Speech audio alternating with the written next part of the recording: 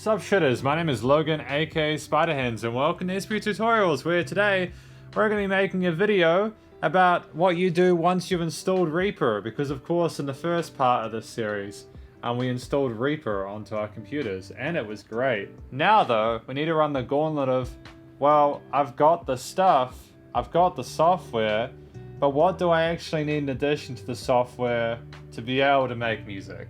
And if we switch over to here, I'm going to give you a brief rundown of the stuff that you'll probably need in order to get into music production with Reaper, aside from the software itself. Now you might be wondering, what kind of computer do you need to be able to run Reaper? And the answer is there are no specific system requirements.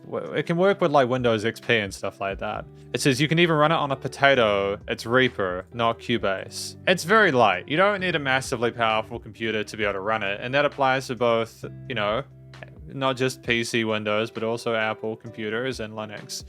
You know, sure, if you have an Apple like laptop, like a MacBook Pro that's after 2019 or whatever they came out with the M1 chips, you're probably going to be fine, so you don't even need to be watching this part. But I think the best way you can test if Reaper will work is by using it. And then beyond that, if you find that you can't do what you want to with your computer, that's when you need to start looking at options like maybe buying a better CPU or getting more RAM or getting more hard drive or, you know, SSD space for your samples or like your plugins or whatever, you know. You'll find as you do more of this kind of stuff, you're going to end up getting more plugins and sounds and all sorts of tools that you download onto your computer or whatever.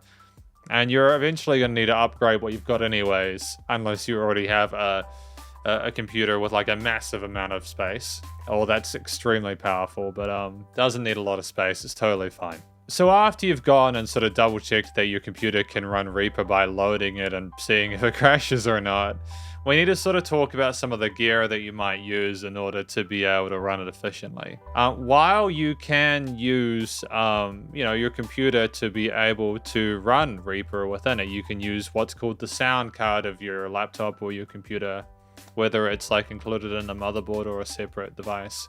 You can use that to, you know, process what's happening in Reaper alongside the other components of your computer. But I would thoroughly recommend getting what's called a dedicated piece of audio hardware. If you get some audio hardware, like for instance, you know, one of these things, like you can get yourself a Focusrite Scarlett with like, these are New Zealand prices, by the way. They're not actually that much in USD, but you can get like one of these guys. And the reason you might want to get one of these guys, these are quite popular ones, more so the later generation ones, because they've got better inserts for guitars. The first generation ones, when you plug the guitar in, they can run what's called a little bit too hot, where the signal that's coming from your guitar would be too much for it to handle, and so it would distort it.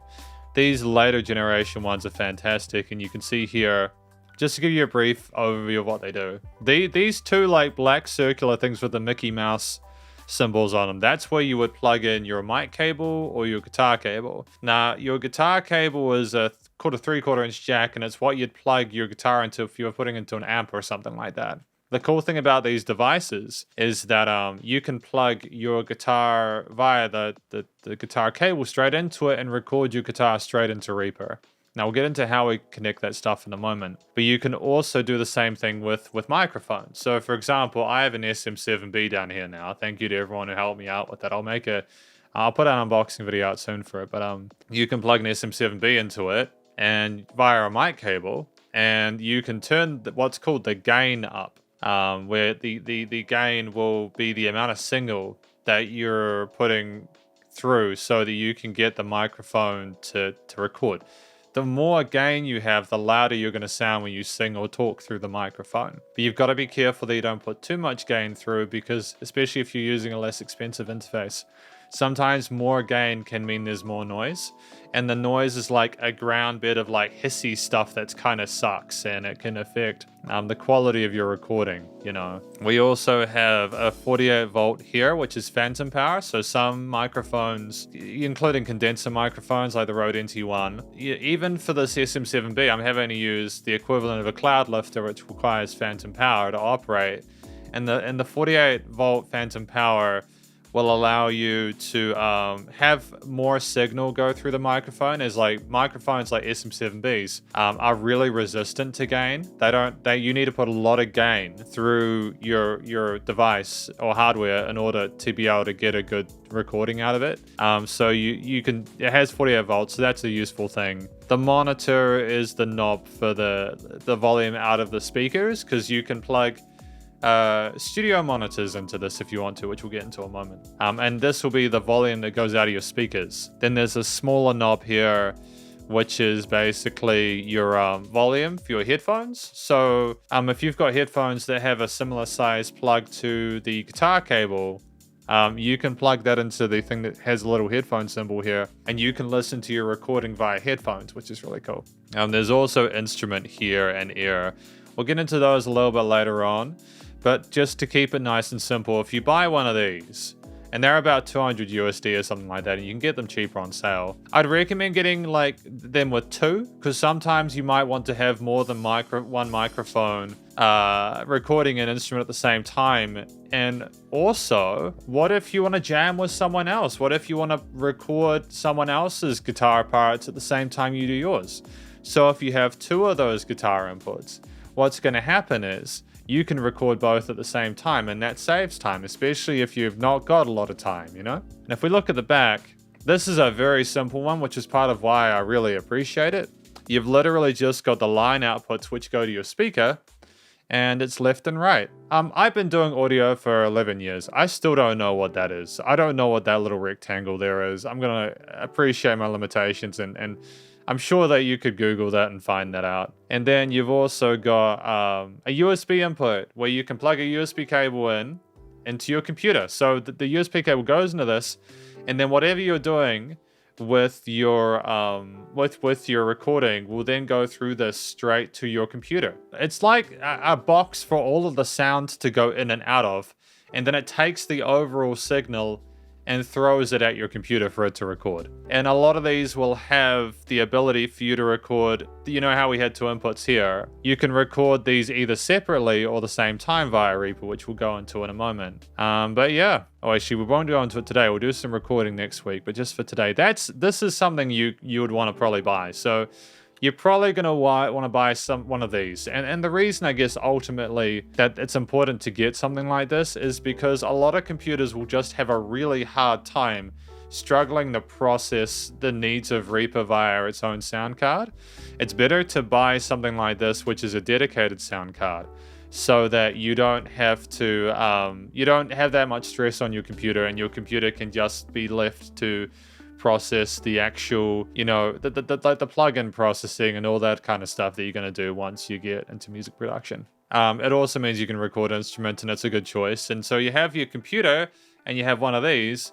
The next step is as follows. Now you can go really dumb if you want to with studio monitors. You've got like these guys all the way up to these absolute monstrosities, which are literally $500,000. I don't even know why or where you would need these. It's flexing, man. It's flexing at that point. You know, there's a lot of options here. Like, again, these are all New Zealand prices. Before we go any further, I'd recommend getting a pair of these wedges that you see here. The reason being is that, do you see in that photo how the speakers sit on it? The reason that you want them is so that you don't have any vibrations from the lower speakers going through that into like the table. It allows it to isolate any frequencies there within the foam, and it's just super chill to vibe with, man. It's a real good time. So definitely, if you can, please do get yourself a set of isolation pads, just so you don't have any weird vibrations going through the speakers to the table. You can see here, like, obviously these usually come in groups of two, so you have like the left speaker and the right speaker. I wouldn't necessarily recommend assuming that they're going to be matched. A lot of the speakers aren't matched, especially at that lower price range. I would recommend a set of KRKs personally. The thing about these guys is, even with something like this, I mean, I wouldn't recommend a 5-inch here. The reason that you want to be careful about the size of your speaker is not only because these are like 55 watts, which, you know, I've got a set of 7s over here which are a lot louder. You want to be careful about the way that it produces bass frequencies. if you have larger speakers, they're going to have a better chance of producing lower frequencies more accurately. You know, it's why they dedicate the low sounds to this low woofer here. And then you've usually got like a tweeter up top, which handles the mid and high frequencies. You know, this is why it's important to also take care of your speakers. You don't want to poke those little mesh bits. If you do damage to either of these speakers, it could mean you either get the high end of the signal cut or the low end of the signal cut. So you need to be really gentle with your speakers, okay? And part of that is not going into the red, quote unquote, which we'll talk about later on. But it's a thing where if you overload the speaker channel, it can kind of distort the speaker and potentially even damage them. It's part of also why I recommend a lot of these speakers will have a volume built into them, like an output. I recommend never putting the output volume of the speaker at max. And that may seem obvious. Usually you have the volume through like the, you know, that Scarlet thing, that little box I showed you earlier, that will have a volume within itself. And then if you just set the volume of this speaker to 12 or at noon or at the halfway, it's probably going to be more than loud enough. But yeah, if you're really kind of starting out and you're kind of strapped for cash, go for some KRKs, you know, get the 5s. You can also get dedicated subwoofers as well. So if you want to get that sub bass replicated more accurately, you can also buy a subwoofer to connect you to your other monitors. And it's not just KRKs, it works with other brands. I just prefer KRKs. Although I'll say this now, it's totally fine if you don't get KRKs. I've had other brands, like I've got a pair of Monkey Bananas at the other lesson space, and it seems like a very silly name, but in actuality, they're really fantastic. They're really fantastic speakers, and I thoroughly recommend them to anyone. They're great speakers. And you can see here how it's got a balanced input, and make sure it's a balanced cable, and there's a difference between balanced and unbalanced. Get a balanced XLR cable and plug it into the corresponding side of the USB input you need. Now, for those of you who are savvy, you may have realized, hey, but hang on, that doesn't look like the output, the Focusrite, and that's right. Some little boxes, the little hardware units, they don't have XLR outputs, but you can get cables that are like fusions of the two. So like you can have an XLR input and then a 3/4 inch jack output, if that makes sense. So you just got to be careful about the cables you buy, and it's why I recommend trying to get it all at once if you can, just so that you don't make a mistake and have to go back another time to the shop to be able to sort of sort it out, you know? You can also get a set of headphones if you want. So for instance, like you could get a pair of these Yamahas if you want to. And you basically would use these headphones as an alternative way, not the main way, but an alternative way of hearing your mix that you're doing. Like, it's great to have a set of headphones in case you have someone coming in wanting to record vocals or something, or for literally any other reason. Just having the ability to go to headphones if you can't use your speakers is great. And you'll also kind of want to reference your track through another listening device when you're mixing and mastering so that you don't get caught out. Because sometimes if you only mix through monitors, you might miss something that you'll only hear through speakers or vice versa. It's part of mastering is hearing your track through lots of different things. It's why people listen to their mixes through car stereos, so that they can like make sure that it sounds good even in the most extreme situations, you know. I'm not going to say too much about studio headphones. It's sort of an intense topic because a lot of people have a lot of different thoughts on it. I have these Sony Bluetooth wireless earphones that I use. They're 1000 MX3s or something like that. And then I also have like a set of these guys here, which are Sennheiser HD 560s. So these are like my mix mastering headphones, and then I have my KRKs. But I will also listen through these headphones. I'll also listen through my car stereo. I'll also listen through my phone. I'll listen through lots of different ways to hear the mix back before I release it because I want to make sure it sounds good on everything. Also a pro tip, also just while I remember, try and mix in mono as well in stereo. It'll make more sense when we get more into the mixing side of things, but just so you're aware of that, okay?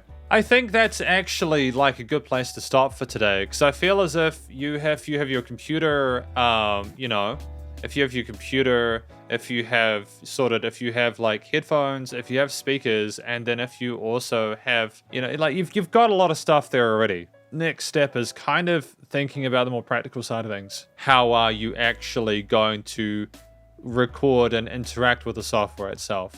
But at this point, and we'll go into how to install the hardware in the next episode, I think, actually, because I don't want to make this video too long. It's already like 15-20 minutes. But at this point, you have enough. If you have gone and gotten speakers and headphones and your computer's up to scratch, and you've got that little box that you can plug stuff into, if you've got that all connected up, a lot of that more recent hardware will just it'll either auto update or install the firmware when you plug it in, or you can go onto the website to kind of download the drivers. So for existing device, sort of Google Scarlett Solo 3rd Gen firmware, right? You can just go to the website and it'll just help you out. Now, you need to be careful with this. Now, you might be wondering, well, why would I need to do this? Because you can't guarantee, especially with Windows devices, that the hardware will necessarily work out of the box. The speakers will be fine, the headphones will be fine, and your computer will, if you've downloaded Reaper onto your computer, then your computer's probably fine. But your USB interface, which is that Scarlett thing or whatever else you've bought, and there's lots of them. There's lots of choice. You can't expect that to work instantly when you plug it in all the time. So you might have to go to the website just so that Reaper understands it. I figure it's just important before we finish to briefly talk about how you can tell if everything's working the way it is. This is after you've downloaded the firmware for your respective device and stuff like that. By going to the website, like literally just Google in the device you have, then type firmware, and you'll be good. That usually should be enough to find the files you need to be able to install, make your USB hardware work with the computer. But just to make sure that Reaper recognizes your USB interface, the little box you bought, you go Options, Preferences, and then you want to go to you want to go to Devices. Now this is very, very important. You want to pick, there's a lot of options here under the first box, Audio System. And I'll move this over to here so you can see it, just in case I'm in the way. There's a lot of boxes here in this audio system one. Choose ASIO. You want the ASIO version, okay? Don't choose the other ones unless you want to have a real bad time in most situations. You can choose whichever thing you want the audio to be processed by in here. Now, I have a Roland Studio Capture, which has 16 inputs. So I choose the Studio Capture in the ASIO driver box. And the firmware that you download will most likely include the ASIO driver in it. If it doesn't, then let me know in the comments and we'll figure it out. You enable inputs, choose the very first of them, and choose the very last one, okay? Don't worry about the monitor stuff. You probably won't have that. For your Scarlett, it'll just show 1 to 2. So you'd have 2 as the second one, okay? And then the output 1, and then the last output. I've got 10, but you might have 2, so you choose 2 for the last one. And that should be it. That should be it at this point. You've got sample rate and all this stuff, but we'll talk about that later on. For now, though, this is effectively the second part of the SP tutorials. You'll see the poster is no longer there. It's fallen down. It's been falling down all day. But thank you for watching this video. If you liked it, please do go like and subscribe and show your various local musicians some love via the various social medias. And however you find them, as it's a crazy world out there, but for you more importantly, hopefully you learned something today. Hopefully this is helpful for you. I'll try and cut it down so it's something palatable. I'll catch you in the next episode where we'll talk about what other sort of stuff you might need to make music. Spiderhands out.